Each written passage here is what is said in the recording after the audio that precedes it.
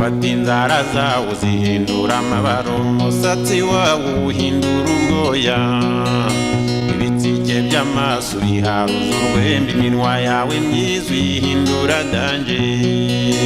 Kwiringira TV, ubutumwa bwiza kuri benshi, gukizwa kwa benshi.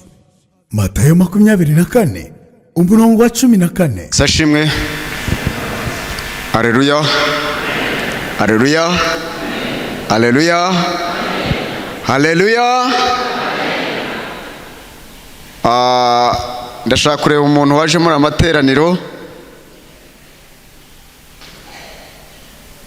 yasenze, akava mu rugo yasenze, nazamura ikiganza cy'iburyo.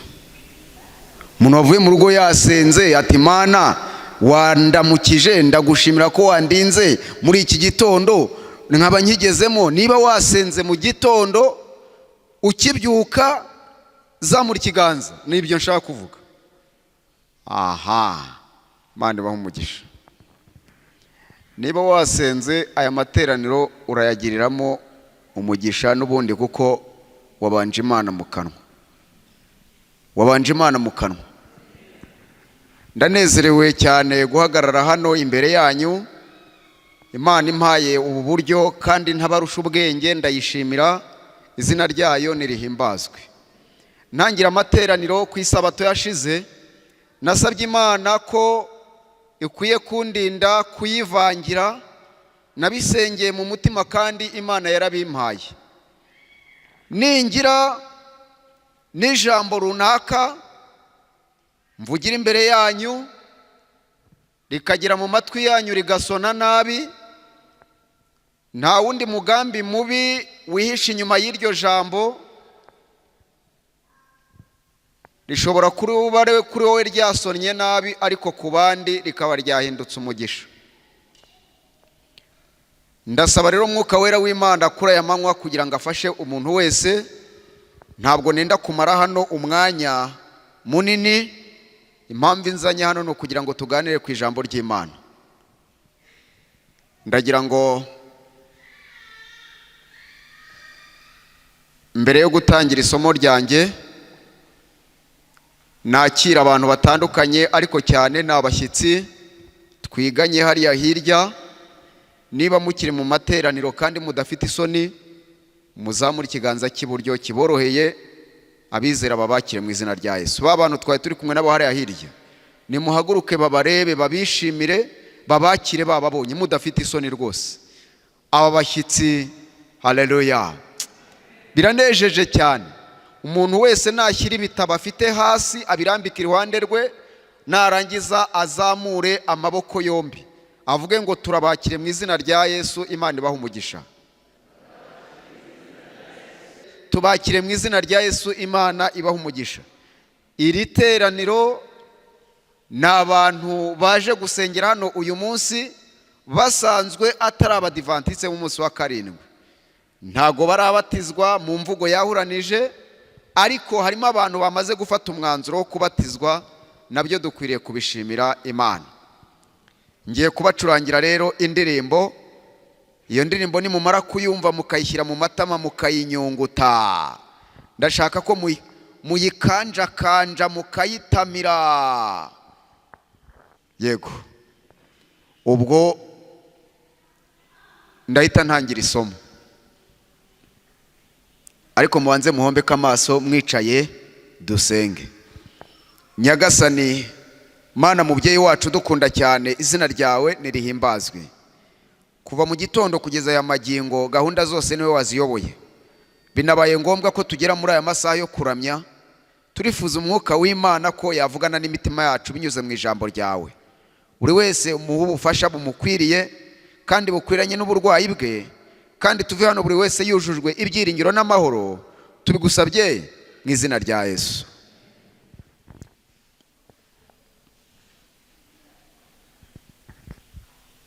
Twakiye korali Angels Light.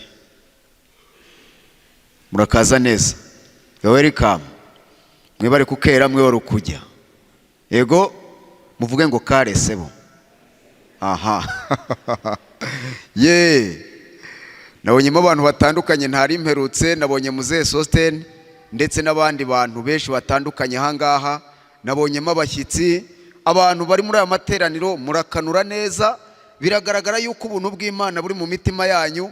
Nta muntu mbona ukanura nk'igikoko ahangaha, mwese amahumbezi yo ku musaraba, biragaragara yuko vandarateri iri guhuha mu mitima yanyu. Imana ibaha umugisha. Kora mu biganza bya mugenzi wawe, nkubwire ijambo ugiye kumubwira. Aha, yego, mubwire ngo imibabaro yo mu isi ntigutinyishe, kuko Uwiteka ari we ngabo igukingira.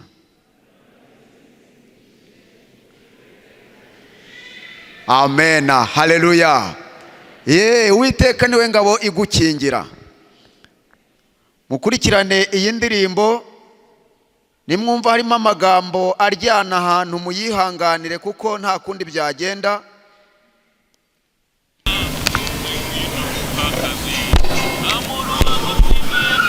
Rw'abigishwa amugira akoramo ntabure w'abigishwa. Yesu atubuye imigati, Yuda amurira mu mibare. Yesu atubuye amafi, Yuda amurira mu mibare. Barebye kubuvungukira, Yuda amurira mu mibare. Akomeza kumurira mu mibare, Yuda arashekerwa. Yuda arebye Yesu abona n'imari ifite abakiriya, abona abayuda n'abafarisayo barayishaka, bati duhe iyo mari Yuda, bati duhe iyo boro Yuda, twari twarayibuze idupangire. Yuda arebye abona hazavamo ikintu, tekereje amateka ya Yesu asanga bizemera. Bibwira ati ejo bundi bamufatiye ku musozi, bagiye kumuta mu manga baca mu myanya y'intoki. Ati nzajya mubereka bankubita inoti zishyushye, nzikubita umufuka, nibajya kumufata bacike, nibamumbaza bakobe niyabacitse, mureba hemwa ndangare mwe. Apanga uwo mushinga Yuda, afata ya mbere Yuda, agira ngo ibya Yesu bapfa kubitapfuna gutyo gusa, bimuvira mu mwaku wo kwimanika, bimuvira mu mwaku wo kwiyahura. Gukizwa nabi bitera umwaku, gukizwa nabi bitera umuruho, gukizwa nabi bitera umuze mu mubiri. Yemwe bene data muze dukizwe neza.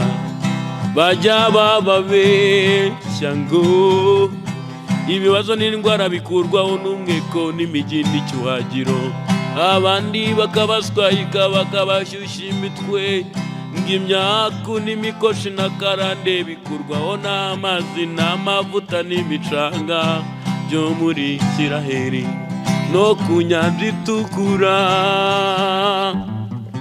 Bakababeshya ng'amazi yawumanuwe na Elisa arawumanura, ng'amazi yo ku nyanja itukura arebaho, amazi yo ku iriba ry'ikibeho nayo ari imigisha, bakayavomera mu maje. Uyu mugabo bamwita Manowa. Amagambo agenda agarukaho aravuga ngo gukizwa nabi bitera umwaku, gukizwa nabi bitera umuze mu mubiri, gukizwa nabi bitera ubuhenebere. Ati abantu benshi bajya babahinjarika bakababeshya ngo umwaku, imikoshi na karande bikurwaho n'amazi n'imicanga byo muri Isirayeli, bakabashyushya imitwe. Hari abo bakubita icyuhagiro. Icyuhagiro murakizi? Hari abantu bazi icyuhagiro bari aha ngaha? Umuntu uzi icyuhagiro nazamure.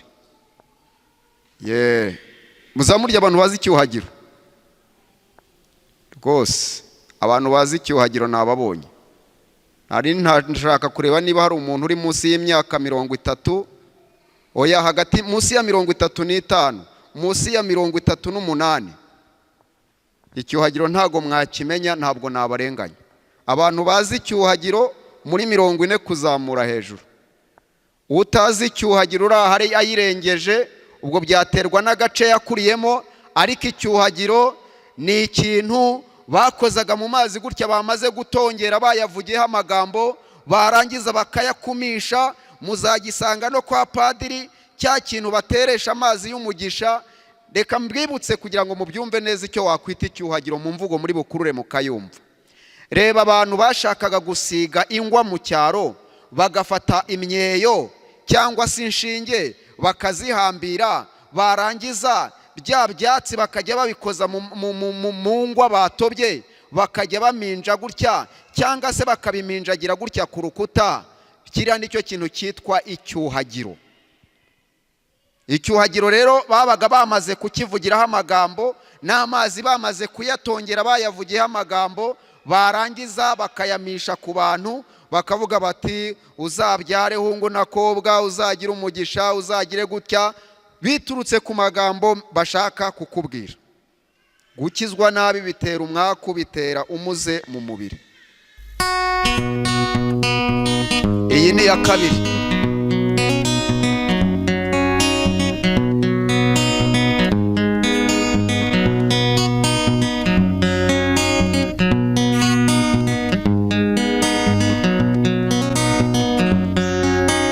Amahoro mu byaha, Nta mahoro mu byaha. Uwiteka avuga ko waba uri kose, Zamura. ukiri mu byaha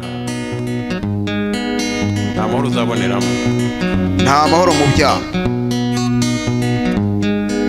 Yego.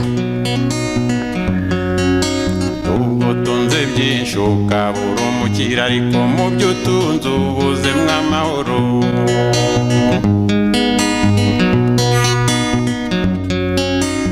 Ufite amasambu, ufite amamodoka, amazu ni menshi, ariko ubuze amahoro.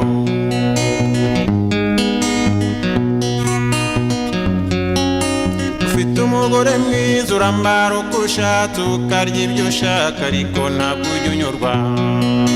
Ufite umugabo mwiza urambara uko ushatse, ukarya ibyo ushaka, ariko ntabwo ujya unyurwa. Ubwo utunze byinshi uri ndushye muzi n'ingwino, usanga umwami Yesu akuruhure. Ubwo utunze byinshi uri ndushye muzi n'ingwino, usanga umwami Yesu akuruhure.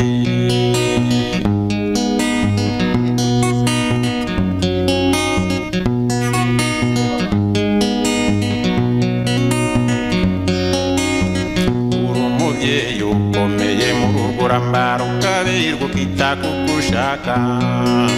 Icyo ushatse urakibona, uwo ushatse ukamubona, ariko iby'umutima wawe bizwi n'Imana.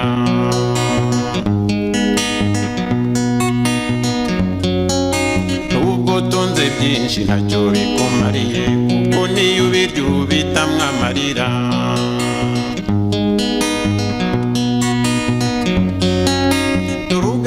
Abapfumu bakakurya ibyawe, bakubeshya amahoro nabo batagira.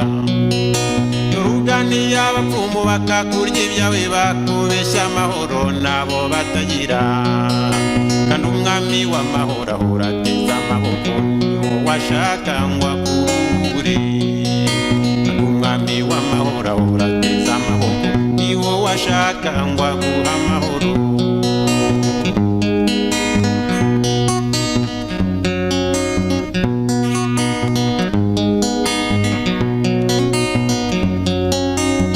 Nawe nkubwira uri ndushye mu zindi, bya hano mu isi birakugoye. Dore wakoze byinshi ngo waba mwiza, utazi ko Imana yakuremye neza.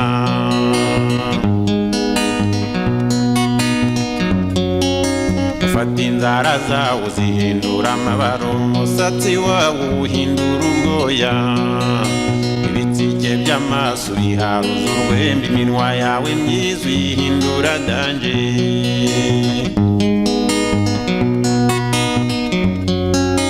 Amatwi yari meza wongeraho ayandi, imyenda ya kigabo uyihindura iyawe.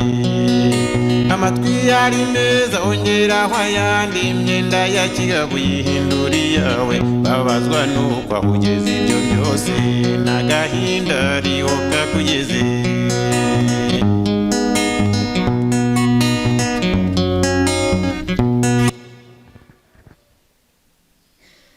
uyu muririmbyi yitwa Kizimana, ni umubwirizabutumwa wabwirije akiri umusore ubu arashaje. ikintu cyantangaje, yavuze amagambo akomeye mu kanwa ke, nanava ku isi aya magambo yavuze Imana izayamwibukira. ari kuririmba akavuga ati umuntu aba ari umugore ukomeye mu rugo, afite ibyo arya, afite ibyo yambara, ariko ikibazo ni uko ibyo arya bimwe abirya abitamo amarira. umuntu akaba ni umugabo wubatse urugo rukomeye, ariko umunyarwanda ati agahinda gashira akandi gashibuka. kavuga ati nawe wagize uko wagira ngo umere neza, use neza, ugire uburanga bwiza butandukanye n'uko Imana yakuremye. abantu bamwe bagafata inzara zabo bakazihindura amabara, imisatsi bari bafite bakayikora ukundi kuntu igahinduka ubwoya, ibitseke by'amaso bakabiharuza urwembe, iminwa yabo yari myiza bakayihindura danje. iyo bavuze danje ubwo yashakaga kuvuga umutuku, kagenda imeze ityo. amatwi yari meza umuntu akongeraho ayandi arereta, imyenda y'abagabo akayihindura iye, agasoza avuga ati mbabazwa nuko aho umuntu ageza ibyo byose ariho n'agahinda kamugeza. ageze ku bagabo kuri twebwe, mwumva uko yavuze. bamaze kuvuga abagore baraguza, mva nawe nkubwire durubuza amahoro, ifaranga ryawe rizwi n'amaraya, urahitwa mu kabari niho nawe yawe umushahara wawe ugemura wose.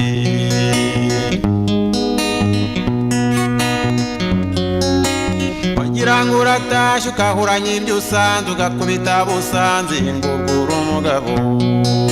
wagira ngo uratashye ukahuranya ibyo usanze, ugakubita busanze ngo ugure umugabo.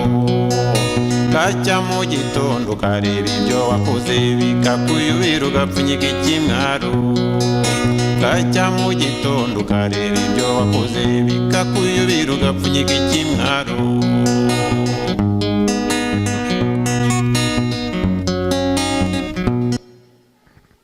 iyo bageze ku bagabo yaravuze ati abagabo nawe iyo wakoreye agafaranga, ifaranga ryawe rizwi n'ihabara n'indaya, ahitwa mu kabari niho intaho yawe iba, maze umushahara wakoreye ukawugemura wose. umuntu yagira ngo aratashye ngo akagenda ahirika ibyo asanze, umuntu wo mu rugo yagira ngo aravuze akavundereza amacandwe mabi.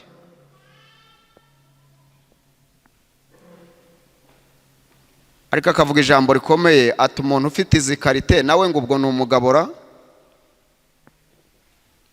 bwacya mu gitondo yatekereza ko yaraye yangije, agahita afata ikimwara akagikubita mu kwaha, yarangiza akajundika amazi agaceceka. nababwiye ko ubushize nzababwira impamvu Imana itanga umuburo kuri buri kantu ako ariko kose. ndashaka gukomoza ku bintu twavuze ubushize byerekeranye n'imibereho ya gikristo abantu bakwiriye kugira. isomo ryacu ry'aya manywa ntabwo nigeze mbabwira uko rivuga, ariko ni isomo rikomeye rivuga ngo nyamwanga kumva ntiyanze no kubona. tugendane. aya magambo yanditse mu gitabo cyitwa Testimony for the Church cyangwa se ibihamya ku itorero, paje 695. neretswe ko, iyo bavuze ngo neretswe ko, ni amagambo umuntu w'Imana yanditse ku bashyitsi muri aha ngaha. ni umugore w'umunyamerikakazi witwa Ellen White, yabayeho mu mateka y'isi, abaho avuga ibintu byose kandi ibyo yavuze byose byarabaye, ibitarabaye bizaba. Yabaye hari umuntu utarigeze ateshaguzwa ngo avuge amagambo aterekeranye, ahubwo buri jambo ryose yavugaga twagendaga turibona kandi tukaribona mu bitabo byacu. Ni ikimenyetso kigaragaza ko ari Imana yamuvugiyemo. Yavuze iby'umujyi witwa Los Angeles. Uriya mujyi imyaka ishize abivuze, ntabwo Los Angeles yari yarigeze ishya mu mateka y'isi, ariko ejo bundi muzabisoma mu gitabo cyitwa Ibibaho mu minsi y'imperuka, abantu batangajwe no kubona kiriya gitabo cy'ibitatura byose. Uriya mujyi witwa Chicago, Los Angeles n'indi mijyi yo muri Amerika yakunze kubivuga yuko izafatwa n'inkongi hashize imyaka myinshi cyane, ariko nimurebe tubibonye ejo bundi duhita tubisoma mu gitabo cyacu cyitwa Ibibaho mu minsi y'imperuka. Handitse ko Los Angeles izafatwa n'inkongi y'umuriro, abantu bakagerageza kuzimya bikanga. Los Angeles yahiye igihe kingana n'iminsi 7 irenga. Watangazwa nuko ibyo bintu wabivuze yapfuye kera mu 1900 na bintu bitangaje cyane. Wakwibaza ngo mbese kuki ibi byabaye? Uyu rero niwe wayihindukiye arandika ngo neretswe ko ibintu bidindiza abashiki bacu mu by'umwuka ari uburyo bakunda kwisukura, nimukanangirwe n'ibishuko by'umwanzi. Mode, iyo bavuze mode ni imirimbo. Mode yijimisha ubwenge ikamunga iby'umwuka. Neretswe ko amategeko yacu adahagije kuri iki kintu, kwirimbisha n'ubwibone mu buryo bubujijwe n'ijambo ry'Imana yagombye kuba impamvu ihagije yo gutuma umuntu afatirwa imyanzuro. Niba imiburo n'amararikwa bihawe mushiki wacu uyu nguyu agakomeza kwinangira, dushobora kumufata nk'utari umuyoboka wa Yesu Kristo, kuko inarijye ariyo yimitse mu mutima we.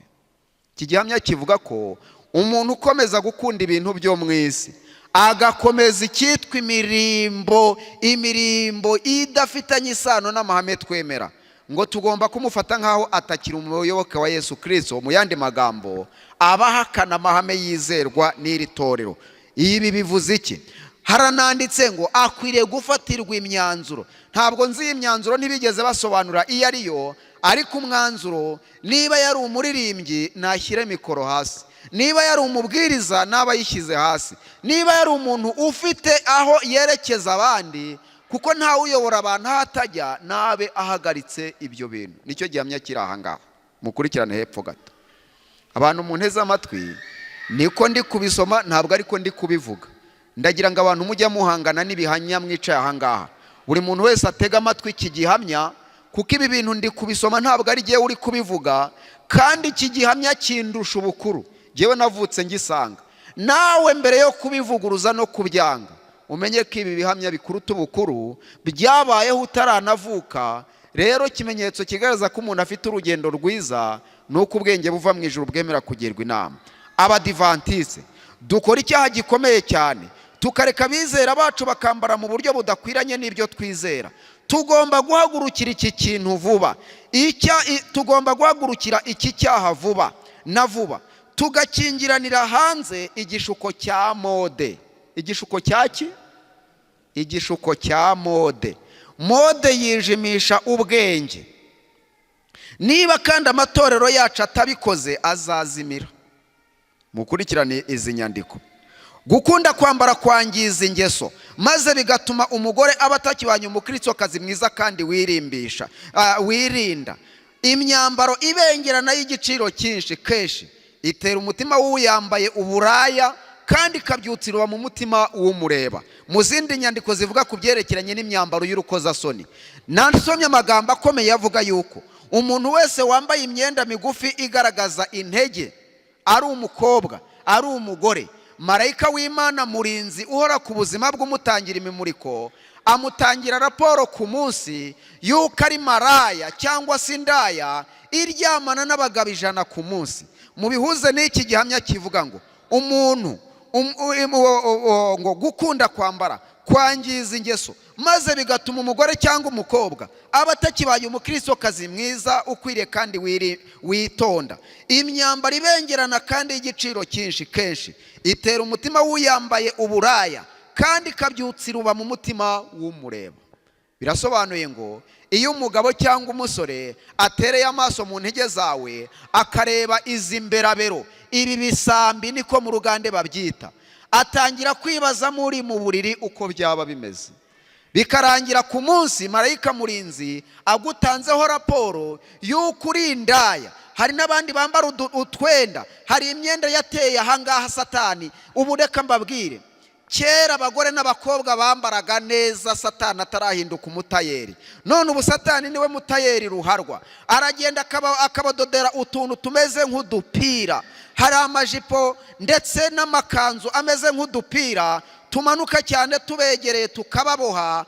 Iyo tugeze hano hasi turafungana, kandi utwo dupira uko dukoze iyo uteye intambwe gutya karakweduka. Igihe yambaye suvetema cyangwa kakenda gatoya, ujya kubona ukabona kose karishushanije, ukagira ngo umwenda yamwiboheyeho, cyangwa se ukagira ngo avuye muri Yorodani kubatizwa, kuko iyo umuntu asohotsemo umwenda uba wamwumiriyeho kubera amazi. Igihe cyose umugabo cyangwa umusore, mukurikije uko twaremwe, ibitekerezo by'abagabo cyangwa abasore bikunda kwiruka cyane. Iyo yitegereje, igihe cyose umuntu abonye uburanga bw'uwo badahuje igitsina, agira reagisiyo. Iyo atari umuntu ubana n'Imana ngo asenge, umuntu akwiye gutekereza ngo nabahe bagabo nasambanye nabo. Abantu bazagera imbere y'Imana babwirwe ngo mwumve imbere sinigeze kubamenya, wari umusambanyi, uvuge ngo ko sinigeze ndyamana n'umugabo, byaturutse kuki? Uhabwe igihamya cy'uko abagabo barebaga uburanga bwawe, amazi akuzura akanwa, indimi bakazikubita mu mazuru kubwo kukwifuza, kandi ari we wabateye kukwifuza. Ntukagire igikorwa na kimwe ukora cyatuma hari umuntu urahura ibitekerezo bye kugira ngo umwice ubwonko ugendereye kumwikundisha. Imyambaro ibengerana y'igiciro cyinshi. Hari n'indi myenda yateye ariko hashize nk'imyaka runaka igiye, yo yaragiye Satani yayikuyeho. Yo ni amajipo n'amakanzu yambarwaga umuntu akambara ibigera ahangaha. Igihe mu rusengero twasomaga ibihamya byamagana za mini, abantu bahinduraga imitwe, yarangiza akavuga ati mini yose nzayambara, ariko nzambara uyu mwenda ubonerana utabamo na gasurujipi na gasujipi, ni sujipi. Yahagarara hariya yambukiranyije umuhanda cyangwa ahagaze mu muryango, ukajya kubona ukabona hakurya hariya kuri hariya amamodoka. Uwo nawe ngo yavuguruye imyambarire, ariko yabikoreye ubwende. Nari ndi kumwe n'umugabo witwaga Jonathan, twari tugeze ahitwa, iyo ugeze mu Cyarabu mu mujyi wa Butare ukamanuka ahitwa mu Rwabayanga, twasanze umugore wicaye iruhande ku iduka. Uwo mugore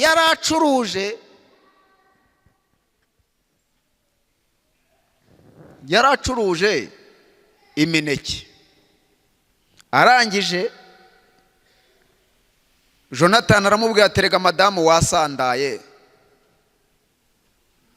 ati wowe kabyara we ukuntu wakwiyegeranya kuko wamaze gushwanyuka. Kandi umugore yari yabikoreye ubushake. Umugore arangije areba Jonathan, amurebera ku rutugu, arangije aramuhema, aramubwira ngo uwicaye nabi ababaza imbere ye. Gutyo arongera aramubwira irindi jambo rya kabiri ati kandi umugayo uvuna uwugaya ugawa yigaramiye. Jonathan azabiranwa n'agahinda ati bumba.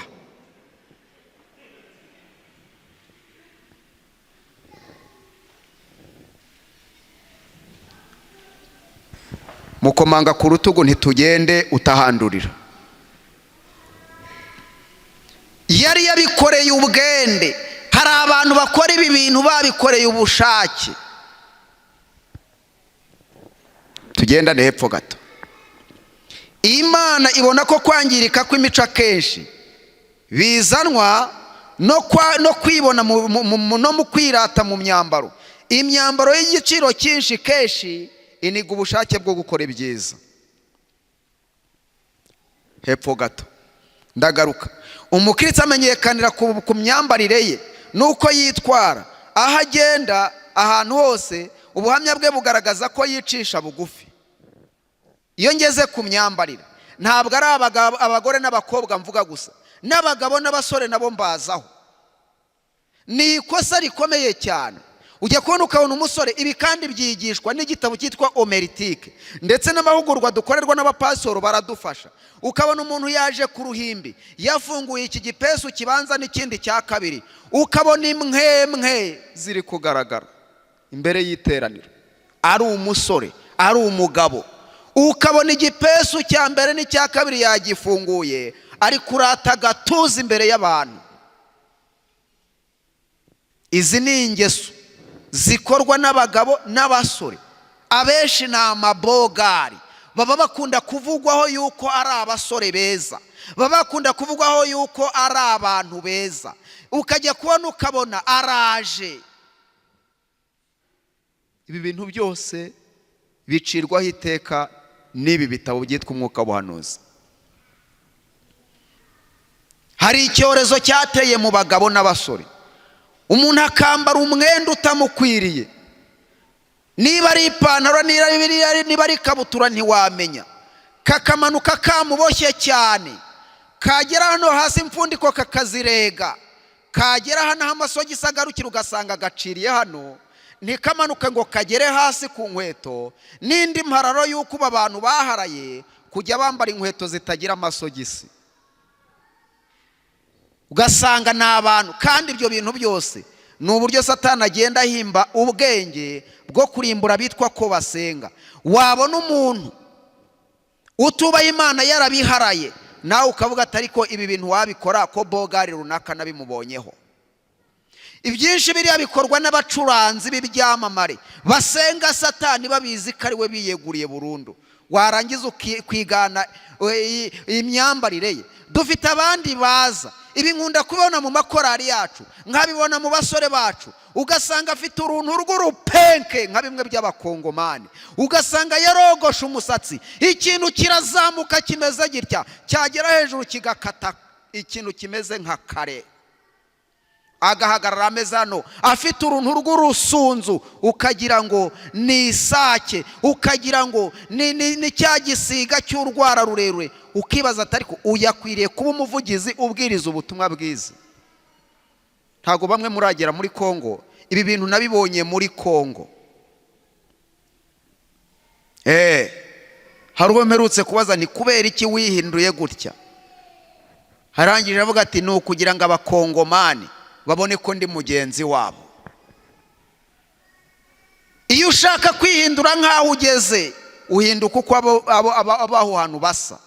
Niba uyu munsi tuzi ko abantu bafite umurimo wo kwicuruza cyangwa se indangamirwa, muri ya mvugo ubu ntago ngo bakitwa indaya, bafite ukuntu bambara, abantu bitwa ngo nabage, sinzi ubwo nimbivuga nabi murambabarira. Niba abasore baryamana n'abandi basore bagenzi babo, ugasanga bafite imyambarire yabo kandi bakaba bayiziranyeho bayihuriyeho, nawe ugasanga wabyambaye. Hari ibintu bijya bintangaza. Iyo bigeze ku mpeta, ujya kubona ukabona abantu barenze imbibi. Umuntu ugasanga yarundanije impeta zigera muri 5 hano ku rutoki, impeta hano yindi hano yindi hano yindi hano. Kandi impeta burya zigira amategeko. Icyambere iyo umugore wa cyangwa umugabo basezeranye bagira itegeko ryaho bagomba kwambara impeta. None se ni ukubera iki umugore cyangwa umugabo iyo bamaze gusezerana, kuki nta mugore wambara impeta hanga kuri urutoki rubanza? Kuki nta uyambara kuri uru rwo hagati? Kuki umuntu yambara impeta kuri urutoki rwa kabiri? Ni amategeko agenga kwambara impeta. Urutoki rwa mbere umuntu rwambaraho impeta ni umupfakazi, cyangwa se wapfushije umugore akaba ari umupfakara, yambara impeta hano kuri uru rutoki nk'ikimenyetso cy'uko asigaye ari wenyine, uwo bafatanije gushyingiranwa batakiri kumwe. ugasanga umusore yakubise ikintu cy'impeta ahangaha kibyibushye ngo nawe ngo ni umupfakara, umukobwa ngo ni umupfakazi, hagenda yerekana ngo narapfakaye kandi ntaranashaka. Uru rutoki rwa kabiri mureba ruba hagati rusumba izindi zose, iyo umuntu arwambayeho impeta biba bisobanura yuko akiri ku isoko, ari umuntu ushakishwa, arambagizwa, umugizeho igitekerezo yuko wamubwira ijambo, yuko nta muntu afite babana, yuko nta fiyanse afite. Abantu bose bambara impeta hano hagati kiba ari ikimenyetso cy'uko bakiri ku isoko, ore wese yababwira ijambo mu gihe hari icyifuzo yababwira. Iyo bigeze kuri uru rutoki rukurikira urunguru rurerure ugana ku gahera, uru rutoki ni rw'abantu basezeranye bambaraho impeta. Iyo rero umuntu yarwambaye impeta aba agaragariza abantu yuko ari mariye, yamaze gushyingirwa, yavuye ku isoko. Hari igihe muzabona abagore b'abajene mariye bashyingiwe vuba yambara impeta hano ku rutoki rurerure n'iyindi hano ku rutoki rukurikira, kiba ari ikimenyetso kivuga ngo nubwo nashyingiwe ariko ndacyarebwa, ndi umujene mariye. Iyo amaze kubyara umwana umwe cyangwa babiri akwiye gukwetura iyi impeta yo hagati ku rutoki rurerure, agasigarana impeta y'uko yashyingiwe, kuko ntabwo aba akiri umujene mariye. Ariko ugasanga umuntu ubyaye karindwi, ugasanga yazinigirije, niba atari ubwibone bwaguteye. Uwagubaza ubusobanuro bw'izo mpeta wanigirije, abana bamwe ufite bagiye kurangiza amashuri, wabisobanura? Ubwo wavuga ko ukiri umujene mariye koko? Iyo umuntu yambaye impeta kuri aka gatoki mubona gahera,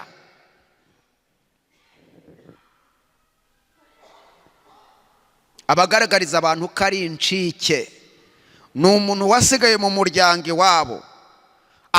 Mukunda kubona abakecuru bazambara hano. Impamvu umukecuru yambara impeta kuri uru rutoki rwa nyuma ni uko umuntu wambara impeta hano aba ari incike, nta kana aba afite ko gutuma amazi, aba yarasigaye yihumana mu nzu wenyine, aba yarabuze epfo na ruguru, shinge na rugero, aba ari nyakamwe. Nicyo bisobanuye. Iyo umuntu yambaye impeta kuri iki gikumwe, kiba kigaragaza ko ari umwana w'ikinege kwa se na nyina, yuko nta wundi mwana babyaye. Ugasanga iyo umuhungu wacu ahaze itabi cyangwa se ahaza amafiriti, ugasanga yayinigirije hano. Mujya mubabona abasore bambara impeta bene ahangaha ku gikumwe, kandi iki gikumwe umuntu ucyambaraho impeta aba agaragaza ko ari we mwana uvuka iwabo, nta bavandimwe bamukurikira, ari we wenyine uvuka iwabo, ni umwana w'ikinege. Ngarutseho narindi, ibyo abantu babikora bazi ubusobanuro bwabyo, ariko iyo ukuri kwagiye ahagaragara, urwitwazo rwo kutamenya rukorwaho. Ndabura iminota mikeya ngo dutahe, ni muhumure. Ibi nabyo byari bikenewe kandi nari navuze ko nzabivuga. Impamvu navuze ko nzabivuga, abantu benshi babikora kubera ubujiji, ntago babikora babifiteho umucyo. Ikindi nshaka kuvugaho ni ikintu kijyanye n'imisokoreze iri kugorana cyane, ndetse no mu bitwa ko ari abantu b'Imana ugasanga turi kubipfa. Iyo bigeze mu nzego z'itorero, mu buyobozi bw'itorero, ibice bibiri biraboneka. Ugasanga bamwe baraha bashyigikiye ibi, abandi bashyigikiye ibi. Ariko hari iki byanditswe byera bibivugaho ku bintu bijyanye n'imisokoreze y'abagore n'abakobwa?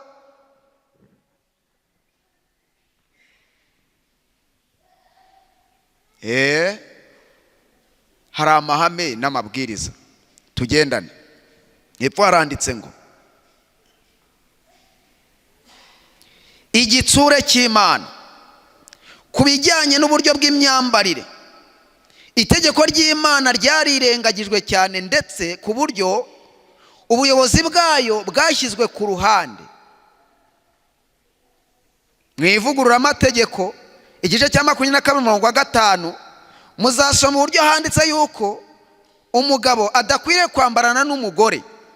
Hepfo haranditse ari amagambo y'umutuku ngo igitsure cy'Imana. Aya magambo yanditse mu butumwa bwatoranijwe umugabane wa 2 paje 386.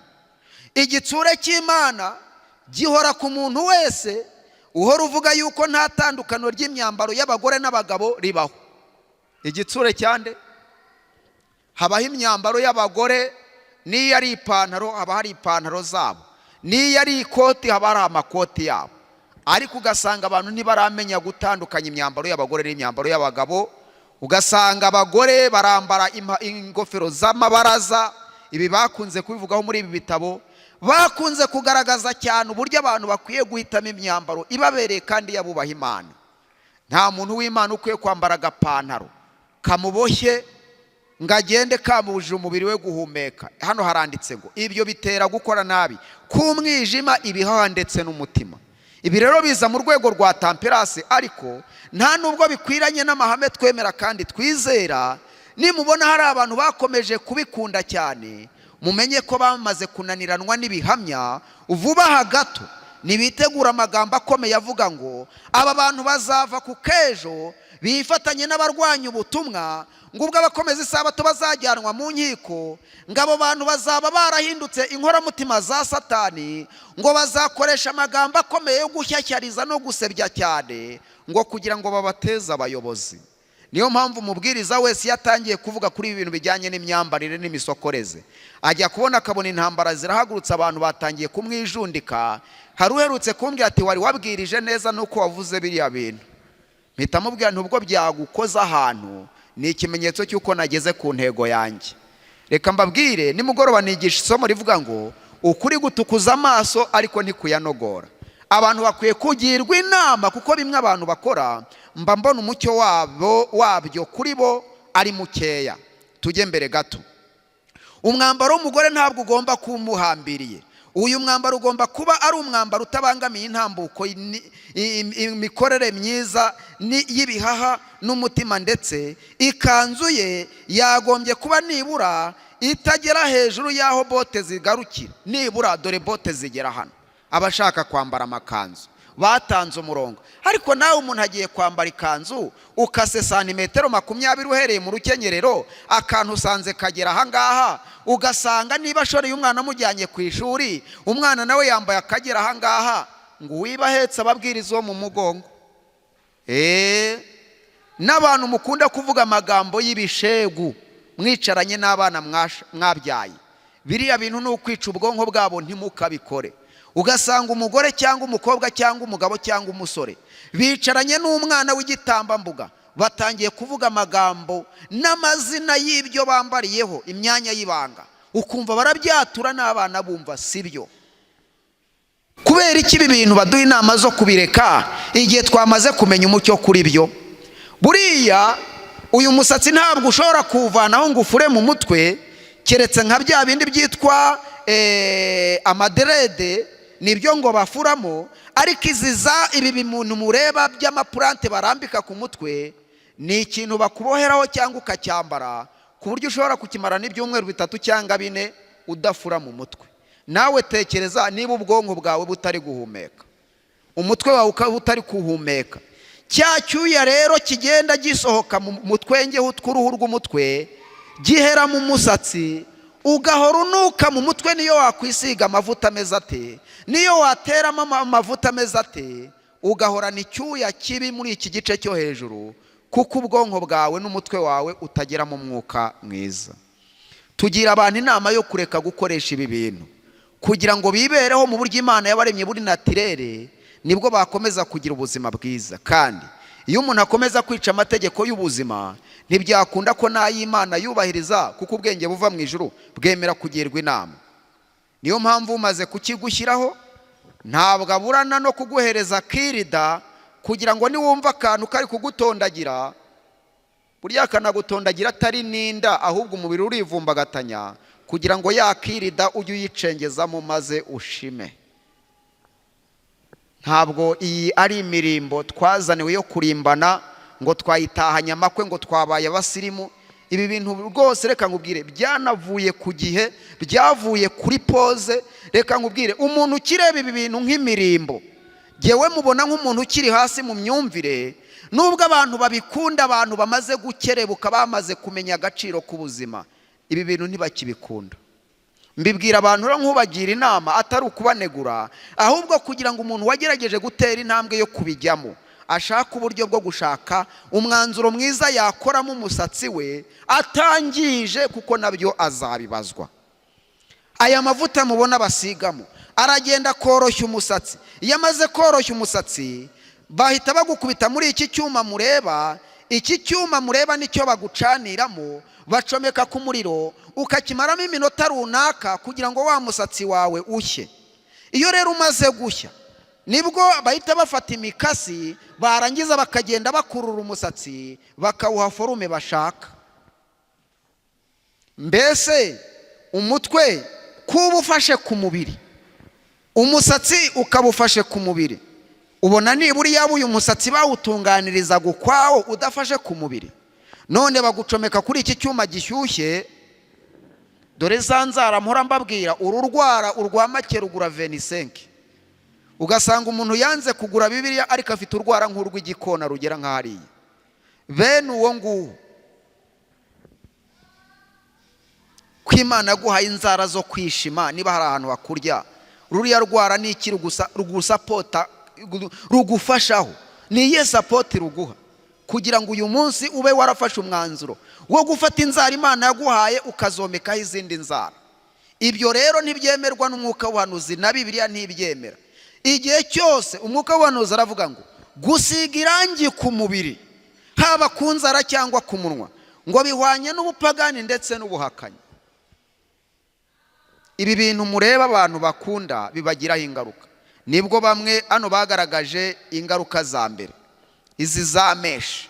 Nta muntu waziritse meshi ku mutwe ushobora kumara iminsi 2 asinzira igihe yari yazishyizeho. Oya, ntago bibaho. Uzifite hano nahagurutsa umugore umwe cyangwa 2 agahagarana akavuga ati mubwiriza butumwa ibintu uvuga n'ukuri. Iyo wazishyizeho ugahura n'umukobwa cyangwa se umusore uzi kuziboha neza, iryo joro ntusinzira. Bikorerwa iki? Bikorerwa kugira ngo umusatsi bawuforuse, bawuvane mu mubiri uvemo wanga ukunze. Ibyo rero uko ugenda urushaho kuva mu mubiri uwuforusa, ubwonko bwawe bugira ikibazo, uruhu rwawe rukangirika, uko urushaho kukurura cyane, iryo joro ntusinzira, uraruribwa. Hari abantu bamara iminsi 3 cyangwa 4 badasinzira kubera ko baboshye. Nibanga kubabikoze baraha, hari abo mbonye bahise baseka, ariko ni amakuru tuziranyeho. Ibyo bintu byose ni ukwangiza umubiri ugendereye gushaka kwiyubahisha mu bantu uri ku buranga bw'umuntu. Ntago buturuka ku byo yishyizeho, bugaragara uko Imana yakuremye uri mwiza. Niba ari uburyo bwo kurinda umubiri wawe, urinde mu buryo basobanukiwe. Utarabihererwa umucyo akomeza abikore. Ntabwo ibi byadutandukanya. Nawe yaranditse aravuga ngo kuba umuntu mutabyumva kimwe si impamvu ikubuza gukorera Imana. Ariko kuki ibi bintu nabiteguye nk'ikibwirizwa? Ubu hari ibintu 3 ngomba kuvuga hano. Ikintu cyitwa imyambarire, iki cyo kiratambutse. Nimugoroba ndavuga ku kintu cyitwa icya 10 n'amaturo, bigomba gutangwa n'abizera, bakabitanga bafite imitima nama. Ibi bemeza kuko ari itegeko ry'Imana. Ikindi kintu ngomba kuzavuga, ubu nzavuga amahame yose yerekeranye n'ibyo twizera. Nzavuga ku kintu cyitwa isabato. Abadivantiste bicaye hano bamwe bazasanga batajya banayiruhuka nubwo uyu munsi biriwe mu rusengero. Nzavuga ku isabato. Nzavuga ku kintu cyitwa umubatizo. Uzasanga umubatizo wabatijwe biramutse bibaye ngombwa wanawuvugurura. Nimvuga ku mubatizo nzahita nsoreza aho ngaho, ideni nzaba ndyishyuye.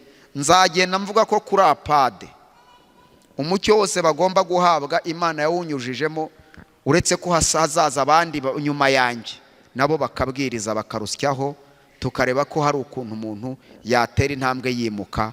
Ariko niba ndi umubwiriza wawe, kuko umuntu wese agira umubwiriza we, wiyumvira inama n'impanuro nkwihereye rata, ureke kwishinga abantu bakoshye.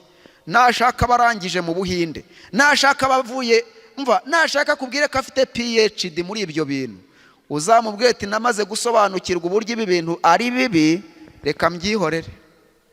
Ntako biba Imana itatanze imiburo. Hari ikindi kintu hano bavuga, Bibiliya magambo y'umutuku ihuza gusiga irangi ku mubiri n'ubupagani ndetse n'ubuhakanyi. Byanditse mu gitabo cyacu cyitwa amahame twizera iby'Abadivantiste b'umunsi wa 7 bizera, 280 na 290. Muze gukomeza ibi bitabo. Hari ibindi nabyo byo gusiga iminwa amavuta, utamenya ngo ayo mavuta nayaye. hari icyitwa za rabero, hari icyitwa za jeriyo ngo bayishyira mu mutwe, ariya ni amavuta y'umusatsi. Ariko reka nkubwire, ibintu byose bizajya ku ruhu uzabanza uperereze. Siyo mpamvu mu Rwanda bamaganye za mukorogo. Mukorogo ni amavuta yahinduraga uruhu. None se niba abantu ubwabo babyamagana, kuki twebwe tutabivugaho? Icyo nasaba buri muntu wese agerageze gucunga izamurye. Izi ni ingaruka zagiye zituruka kuri ibi bintu bijyanye no kwirimbisha n'imyambaro. Izi ni ingaruka zagiye zikomoka muri za tatuwaje, za makiyaje, ibi byose izi ni ingaruka z'ababikora. Ibi rero uhawe umucyo bikitwa none kugira ngo umucyo wumvise urusheho kumvira. Izi nkweto nazo zitangwaho urugero yuko nta muntu w'Imana ukwiye kwambara izi nkweto zituma ubwonko budakora, kuko niba agatuza kamana ariko kari gukandagira hasi, igitsitsino kikaba kitahagera, ubwonko bwacu burya buba mu birenge. Muzabaza abaganga bavura bakoresheje massage reflexology, barabizi neza ko ubwonko buba hano, niho bakora iyo bakangura imitsi y'ubwonko. Icyo rero navugaga nsoza, ukuri yo kwagiye hagaragara, urwitwazo rwo kutamenya rukurwaho. Bene data na bashiki banjye, uru rutoki ndarubatunga enye ziri kundeba, nteje ubwega, ntanze abagabo ko umuntu wese uzanyuranya n'ibi bihamya akabitwara uko umutima we ubishaka, akanyivovotera cyangwa akivovotera ijambo ry'Imana, ntabwo ubuzima bwe nabubazwa, azarwigendeho. Ariko mbivugiye ku ruhimbi, niba hari umuntu wemera inama ziva mu ijuru, ashaka uburyo bwo gutangira kubaririza ngo niba nshaka kubaho neza no kugaragara neza, nabikora nte ariko ntishe ubu buzima bwanjye, Imana izaguha ubufasha ndetse n'inyunganizi kandi bizakunda. Ibyo nibyo ngusabira, nanjye mbyisabira. Ikindi navuga, ndagira ngo sabe buri muntu wese yicaye muri iri teraniro asengere mu mutima, Imana imuha uburyo bwo guhagarara mu mwanya mwiza, kuko abantu bamwe muri iyi minsi bari gukurwaho umwuka w'Imana batabizi. Hari umuntu bavuze hano ikintu gitangaje, reka mvuge ibye bisoma, kuko niryo somo dusorejeho. Ni isomo ryanditse mu gitabo cy'Abapantekote. Byo ndabivuga mbisoma, ibyo ndabivuga mbisoma. Amagambo yacu twatangira aravuga ngo nyamwanga kumva ntiyanze no kugenza gute no kubona. Tugendane gato,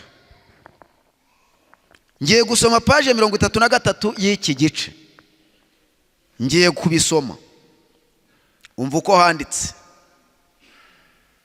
Page 33 y'igitabo cy'Abapantekote, ariko nta nubwo wagira ngo si icyabo. Igitabo se kivuga isabato inshuro zirenze 8. Wa muntu w'Imana we, reka mpere hano.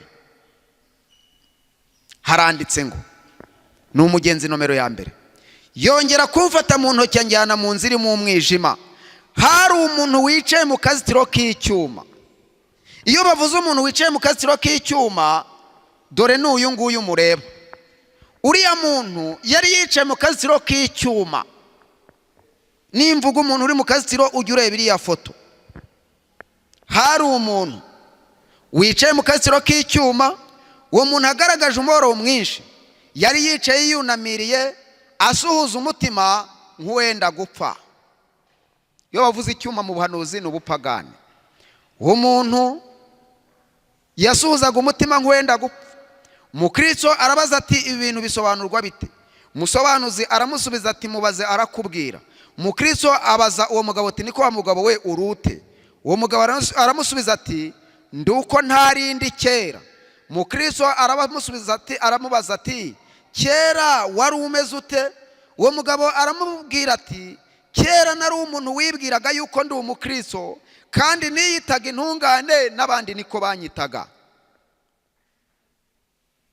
Nibwiraga ko ntungane kugira mu rembo rwo mu ijuru, nkishimira kubwirwa yuko nzasohorayo. Mukristo aramubaza ati ariko noneho uburute? Uwo mugabo ati noneho ubu ngubu ndi umwihebe, nzitiwe no kwiheba, nk'uko nzitiwe n'aka kazitiro, simbasha gusohokamo ndetse sinkibibasha. Mukristo ati ni iki cyaguteye kumera utyo? Uwo mugabo ati nuko naretse kuba maso no kwirinda. Kuba maso biragarutse no kwirinda biragarutse. Nuko naretse kuba maso no kwirinda. Umve hepfo gato. Nakundiye kwifuza kwanjye ko kunjyanaho gushaka, nakoze ibyaha by'ibyitumano byo kugwa mu mucyo w'ijambo ry'Imana no kugira neza kwayo, nababaje Mwuka Wera aragenda sinkimufite, nihamagariye Satani araza mbamo, narakaje Imana irandeka, ninangiye umutima uburyo ubu ntakibasha na hato kwihana. Ndashaka kubabwira iby'isomo ryanditse mu Byahishuwe 22, ndatekereza ko ariho ryanditse, rivuga ngo hanze hazaba imbwa n'abarozi. Ririya somo hari abantu batekereza ko imbwa zivugwa muri iri somo ari izi ngizi zigenda zimoka cyangwa se turindisha urugo. Oya, imbwa zavuzwe hariya. Hanze hazaba imbwa n'abarozi. Imbwa burya ivugwa, burya habaho imbwa eshatu. Imbwa ya mbere ni umuntu wima uwamuhaye. Nyamwanga iyo bijya ntamenye iyo byavuye, nyamwanga iyo byavuye ntamenye uwamuhaye inka. Umuntu wagereranywa n'iri tungo, uretse ko hari umuhungu werutse kubinsobanurira, nsanga imbwa ubu ngubu none imaze kugira agaciro gakomeye. Aherutse kumbwira ati ubu ngize umugisha wavuga ko ndi imbwa. Ati imbwa se baraga imitungo ya shebuja ikayisigarana, imbwa isigaye irya ibiryo byiza cyane. Nageze Musanze mu Birunga, nsanga ahantu hari ibituro by'imbwa, abazungu aho bagiye bazishyingura, nagiye kubisura, barantambagiza bati dore rero iriya yitwa gutya, iyi yitwa gutya. Ariko nanjye naramaze no kwitegereza, nubwo ari uwigeze asoma igihamya kikantangaza ngo urugo rutizera rworora imbwa. Reka mbabwire, wari uzi ko imbwa yatojwe neza ujya kubona ukabona hari abantu yarushije ikinyabupfura n'ubwenge n'imico n'urukundo. None se niba imbwa ishobora kunamba kuri shebuja, shebuja yapfa imbwa ikagezaho nayirinda kugwa ku gituro cya shebuja, utekereza urwo rukundo ko warukunda umugore yashatse arinde? Ninde mugabo warukunda umugabo yashatse akavuga ati ntacyo, nzamara iminsi 3 ntarya kubw'urupfu rw'umugore wanjye? Wamukura hese? Iyo abantu baje gushyingura umugabo, umugore we yasigaye, abagabo basigara baramubwira ati humurira ntabwo yari kampara, natwe turi abagabo, humura tuzagusigarana, uzahoraho. Ari uwo munsi abona bamushyiraho igitaka, nimugoroba akubita agatwenge agaseka, kuko abamuvura ibikomere baba bahari. Ayiga data we, byose ninde uzabikangishe ngo rwose ngo nunyanga ngo ndapfa, nupfa hazavuka abandi, ngo ubu rwose ngo ngiye kwiyahura, ngo umugore angeze. Nk'umuntu uvuga ngo yiyahujwe n'umugore, akavuga ngo yiyahujwe n'umugabo, akavuga ngo abana bamuteye iseseme. Ubundi abadayimoni mwaba murwayi baba ari bwoko ki? Ni gute umuntu arwara abadayimoni ku buryo bamwongoza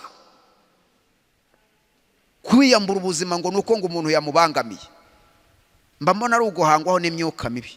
Ibyo ugasanga umusore ngo umukobwa yamubenze, nta kirya dore yanganye na kirida, nubwo yakubenza akaba yazamuye amazuru ayaneguza. Uzaperereze burya nawe hari abo yirukaho yifuza ko banamuha mwaramutsa ntihagire umureba n'irihumye. Mwisi reka nkubwire, akaruta kandi karakamira. None wibwira ko ufite amafaranga ejo ukabona uyakurusha, wibwira ko ukaze ejo ukabona ukurusha icyubahiro, na wa wundi uzakubwira ngo giye uzi icyo ndicyo, uzamubwira ati icyo uricyo ntacyo uricyo, uri umuntu nyine. Kuba uri umuntu kandi uroroshye rwose. Uzi ko ari abantu iyiteka n'iteka. Ibi rero iyo nkuruye uburyo amatungo cyangwa se ayo tworora, kuko imbwa nayo ni itungo tworora. Ariko ikintu gitangaje nasomye muri iki gitabo,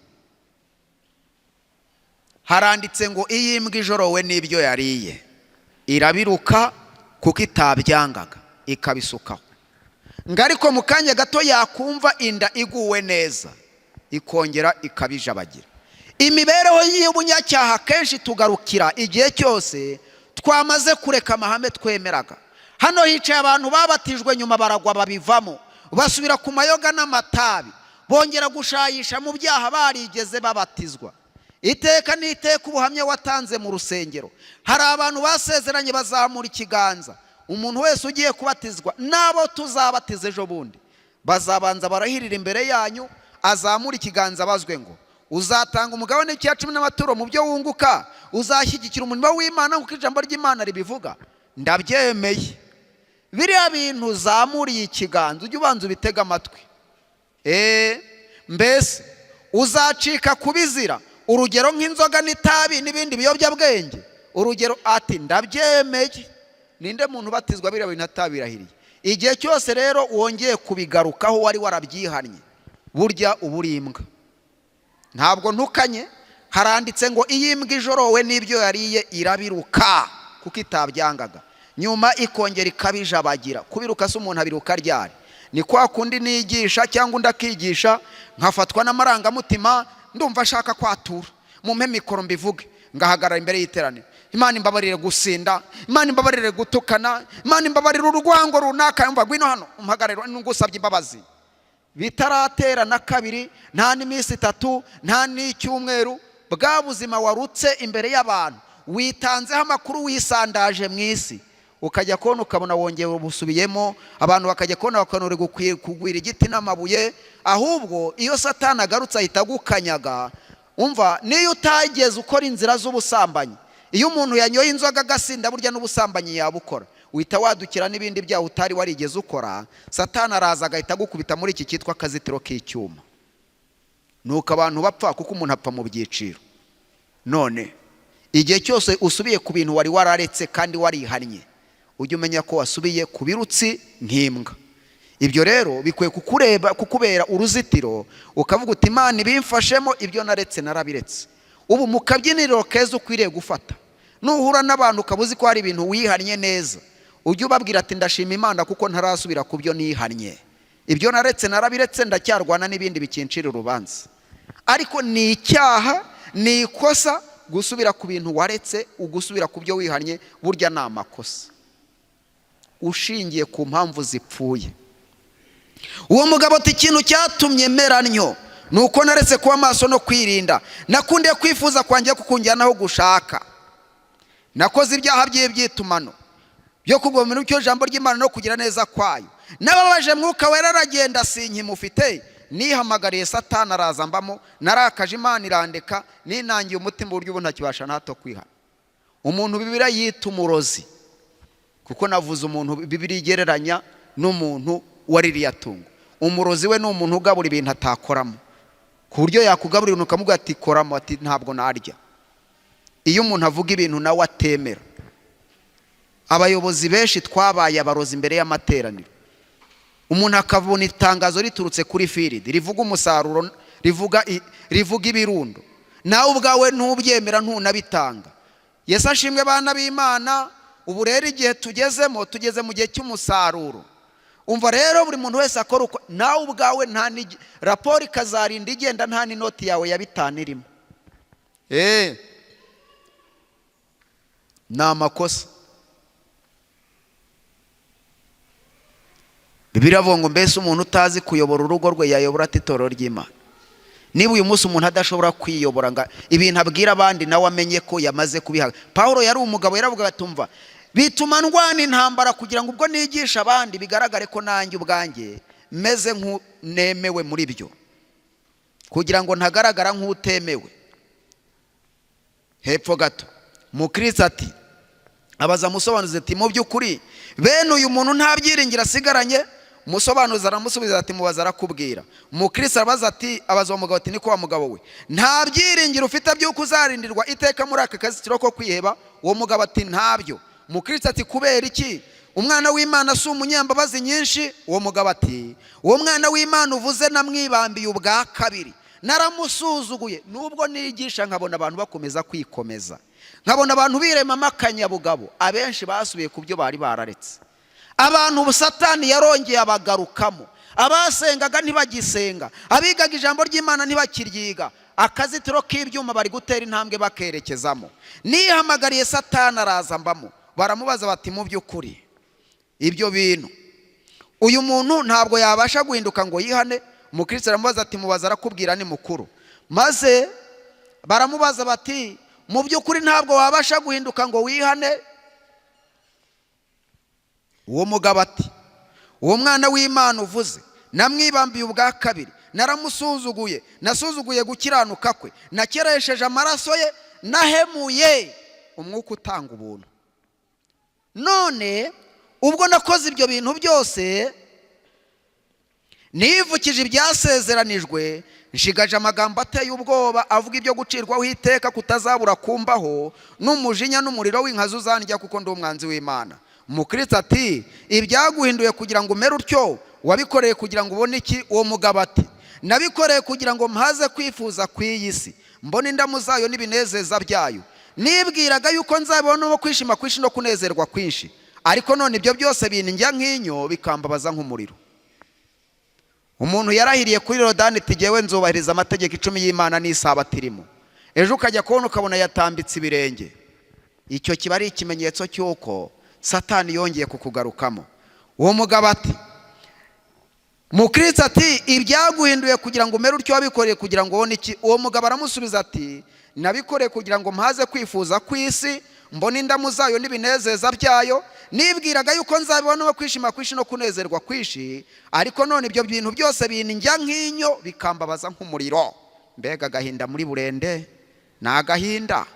Mukristo ati, ariko none mu by'ukuri ubu ntabwo wabasha guhinduka ngo wihane. Uwo mugabo ati, Imana yankuyeho kwihana. Reka nkubwire ikintu gikomeye kizaba ku bantu bakomeza kwinangira. Hari igihe kizagera Imana ikagukuraho kwihana. Nijwi rikubwira ngo jya mu materaniro aho abandi bari uri bure, kandi ni ruto bigenda biba muri iyi minsi, kuko abantu bamaze kurenga uruzitiro rw'imbabazi. Iyo umuntu yakoraga icyaha cy'ubusambanyi, ukajya ukumva asigaye noneho abana n'uwo bahuje igitsina. Mu gihe cy'Abisirayeli, icyaha cy'ubutinganyi ni icyaha cyakorwaga n'abantu, Imana igahita ikura umwuka wayo ku ishyanga. Ni ikimenyetso cy'uko umwuka wera w'Imana yagukuweho. Ariko ikintu gikomeye, haranditse ngo, uwo mugabo ati, Imana yankuyeho kwihana, ijambo ryayo ntirimpumuriza uko mbasha kwizera, ndetse ubwayo niyo yamfungiye muri aka kazitiro ko kwiheba. None abantu bose bo mu isi ntibashobora kunkuramo. Mbonye ishyano kwibwira iby'igihe kidashira kurambabaza, none nzihanganira imibabaro izambabaza mu gihe kidashira. Umusobanuzi abwira Mukristo ati, ujye wibuka iby'uyu muntu uri mu kazitiro, byakubera kabarore. Umukristo aramusubiza ati, ibi bintu mbonye birantinyishije, kandi Imana imfashe kuba maso no gusenga no kwirinda no kuba maso, kugira ngo nzibukire impamvu y'umubabaro w'uyu muntu. Ibi bintu uko mbisomye se we biragutinyishije? Ubu hari nakoba biguteye? Niba hari amagambo ateye ubwoba yigeze avugirwa kuri uru ruhimbi, naya yo nta miyaga irimo, yo nta humure ririmo, ari kubwira abantu basubiye ku byo bari bararetse. Ubu bari gusabwa amahirwe amwe. Uramutse ushidutse ugasanga mu babwiriza uzakira bazakuvana ku kejo, ugasanga nanjye ndimo, wabyemera?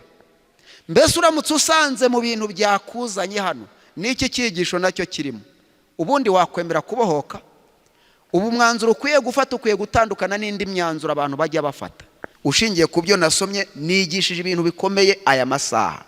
Umudivantiste wumva waguye mu mutima, nubwo inyuma abantu baba bazi ko ari muzima, ukaba wiboneye umwanya, ukaba wiboneye amabanga mu mutima wawe kwemeza ko ukeneye isengesho rikunagura, rikubohora, rikuvana mu bwinanirwe, ryirukana imyuka mibi muri wowe, rikakuremamo akanyabugabo n'umwuka wera, ukaba ushaka gusengerwa wagurishije icyo. Ntabwo byoroshye, oya ntabwo byoroshye, kandi nta kwihana kwa kiyobozi kubaho. Muzarebe ibintu nabyo biratangaje.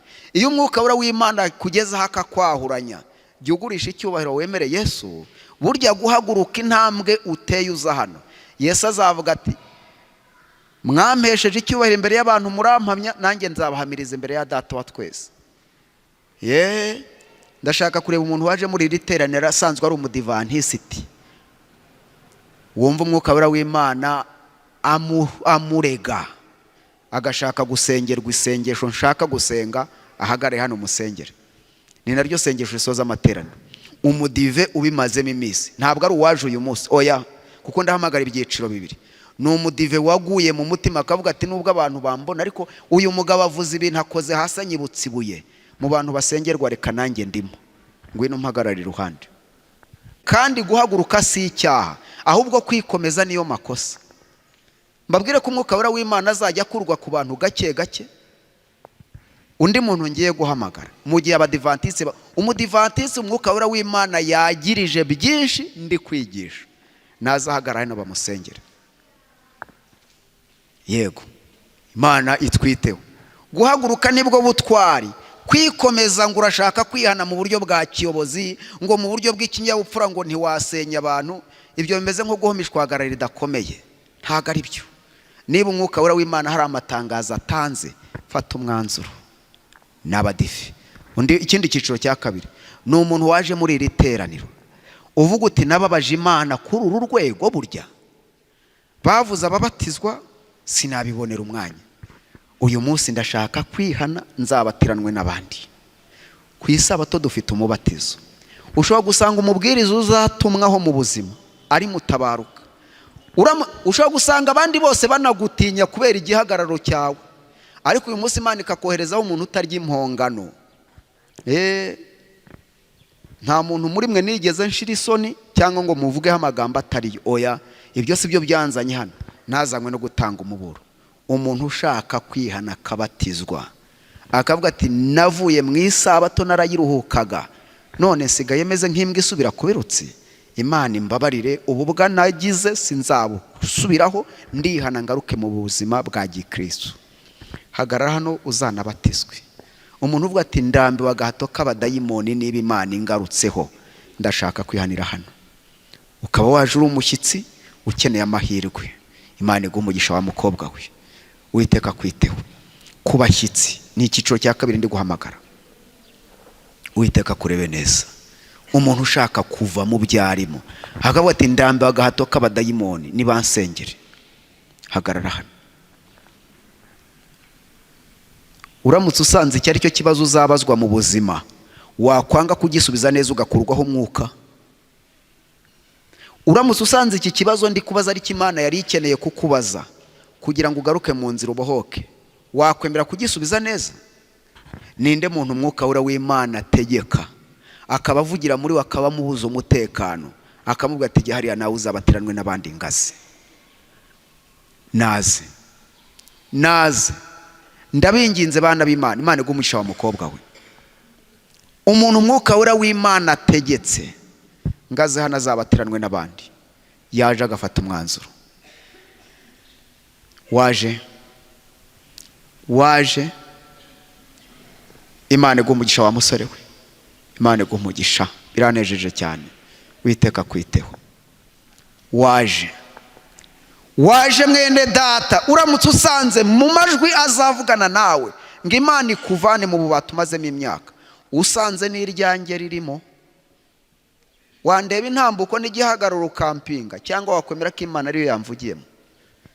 Nemera ntashidikanya ko Imana ariyo yampagaritse hano. None kuki inama bayikugira ukayanga, waje ukabatiranwa n'abandi? Dufite itsinda ry'abantu bamaze kwiyandikisha, waje ukajya kuri list ukamanuka mu mazi, tukareba ko hari icyo Imana yakorera ubuzima bwawe buri mu kaga. Waje ndumva umwuka w'Imana akomeza kubwira ngo bahate bihane. Guhaguruka k'umuntu hari igihe Satani amubwira ati nuhaguruka ndakwica wanjijiwe. Ndashaka kubwira ngo haguruka kwice tubirebe, ndamukabije. Nta kintu yagutwara. Haguruka nta cyagutwara mu bushobozi bw'Imana. Vuga ngo mpagurutse mu izina rya Yesu nanjye nzabatizwa. Uhaguruka uze hano. Imana iraguhagararaho, irahinduka umwishingizi wawe. Ngwino.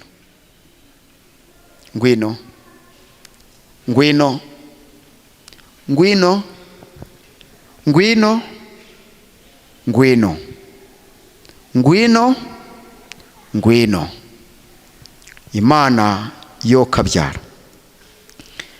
Mpagaze imbere yayo, ndi imbere y'iri teraniro. Ntacyo nikenze kubabwira, ntitaye ku cyari cyo cyose, ariko urubanza rw'amaraso y'abizera banyicaye imbere ntiruzange ku gahanga, kandi Imana yanshyize aha ngaha izakomeza imvugiremo ibyo n'abantu bakeneye, kandi namwe bizera musengera ubuzima bwanyu, nanjye nasengera ubwanjye, twese tuzarokoke nk'umushimu ukuwe mu muriro. Muhaguruke.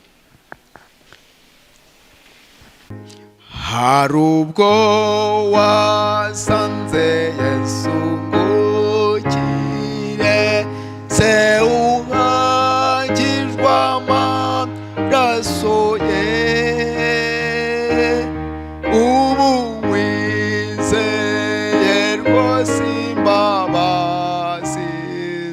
ariko nawe niba ubona wari ufungiranywe waza hano bakagusengera.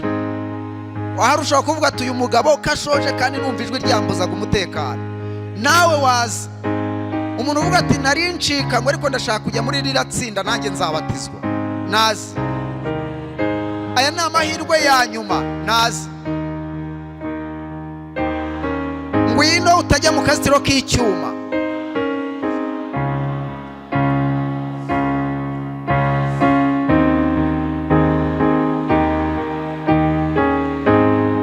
Mu ijuru rya gatatu se umwami wacu Yesu Kristo, ibyo wavuze ubu turabibonye. Wavuze ko uzasuka umwuka wawe ku bantu bose, abahungu abakobwa bakavugishwa nawe. Mpagaze mu butware bwawe, ndanguruye ijwi ryanjye ngerekeza mu bizera kugira ngo bumve icyo uvuga kiturutse mu ijambo ryawe. Iri jambo ryawe rirarobye aba bagore n'aba bagabo, aba bakobwa n'aba basore, aba bana bato bitabye irarika ry'Imana baje ku ruhimbi. Bamwe twabatijwe kera, dukeneye umwuka wera w'Imana akanagura imitima yacu. Twabaye babi, ibyo twaretse twongeye kubisubiraho, duhinduka nk'imbwa isubiye ku birutsi byayo. Aka kanya turagusaba kugira ngo uduhe imbaraga yo kwihana byihanike. Ntabwo dushaka kuzongera kubisubiraho, twabimenye. Uduhe umwuka wera wasezeranye kandi tumukeneye nonaha. Ntabwo twifuza ibyejo kuko bibara bejo. Turifuza ko niba waravuze kuzatanga umugisha tuwubona nonaha. Rambura ikiganza cyawe uduhe umugisha. Aba bana bawe mbatureho ibyiza si bibi.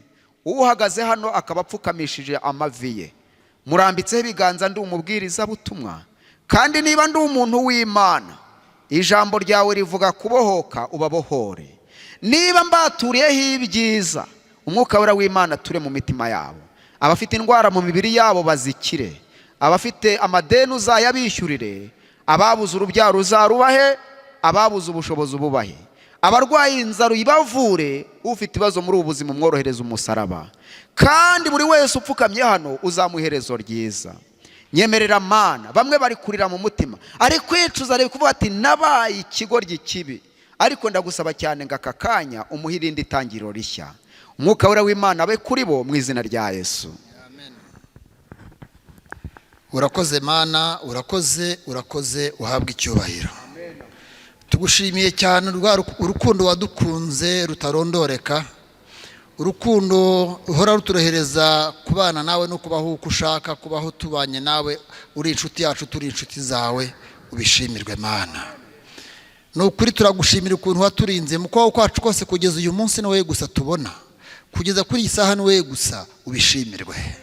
Nyamara nubwo twumva turi abawe, tubana nawe, tumaze no mu itorero ryawe igihe kirekire, ariko ntabwo twagutunganiye uko bikwiriye.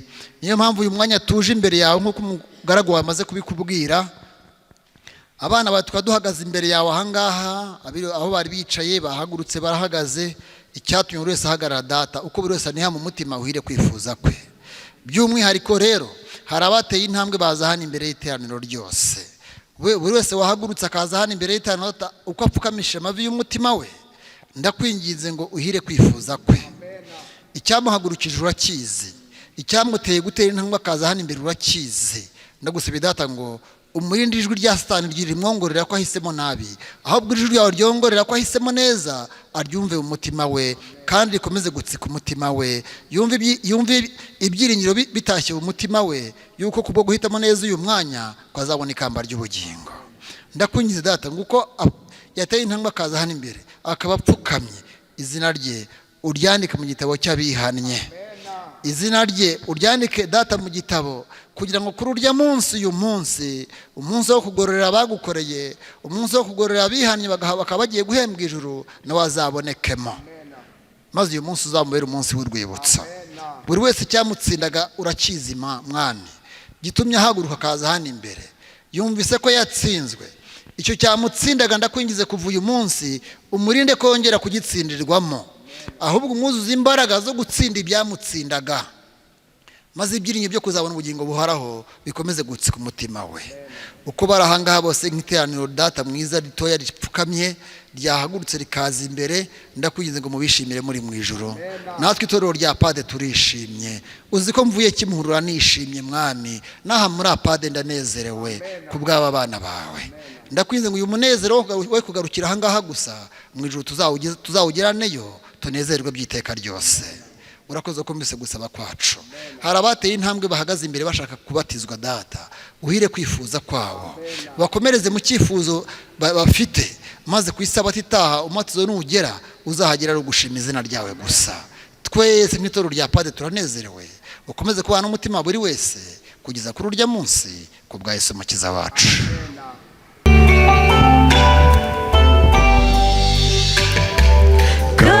Agakobwa k'akanyagano niko kabwiye nyirabuja kati databuja aramutsa bikunze akajya muri Isiraheli yahabonera Imana agakira ibibembe bye.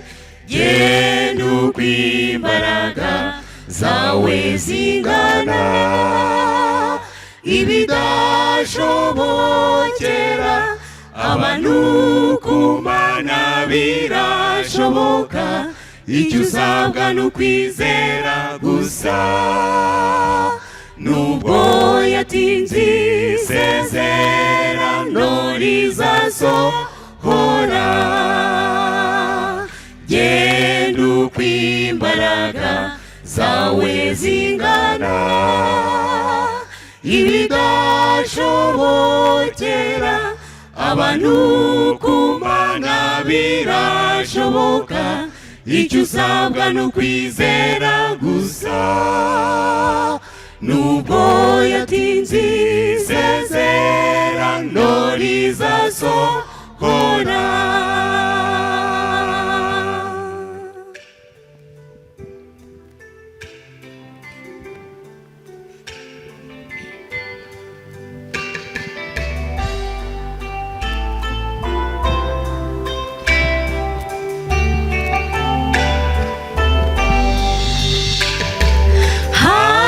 Haguruka hitwa Shilo, asengana Uwiteka agahindarira, ati Imana iramutse bikunze ikamuha umwana w'umuhungu, namutura Uwiteka akaba Uwiteka ryose. Genda uko imbaraga zawe zingana, ibidashobokera abantu ku Mana birashoboka. Icyo usabwa ni ukwizera gusa, nubwo yatinze isezerano rizasohora.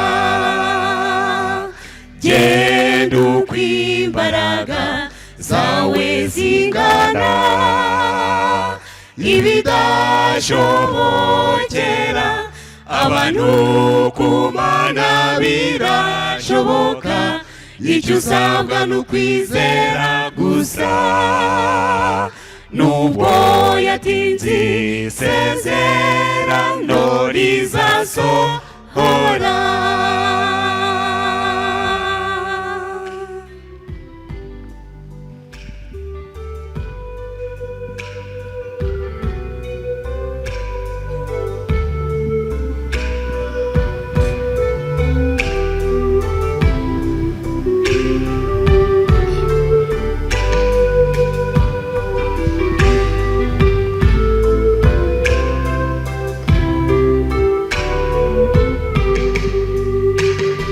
Nawe uyu munsi urararikirwa kujya imbere y'ibirenge bya Yesu, kuko ariho dutura imitwaro y'ibyaha byatugize imbata, tukahabona intsinzi n'amahoro y'umutima. Genda uko imbaraga zawe zingana, ibidashoboka abantu kumana birashoboka icyo usabwa ni ukwizera gusa nubwo yatinze isezerano rizasohora genda uko imbaraga zawe zingana ibidashobokera abantu kumana birashoboka icyo usabwa ni ukwizera gusa nubwo yatinze isezerano rizasohora nubwo yatinze isezerano rizasohora nubwo yatinze isezerano rizasohora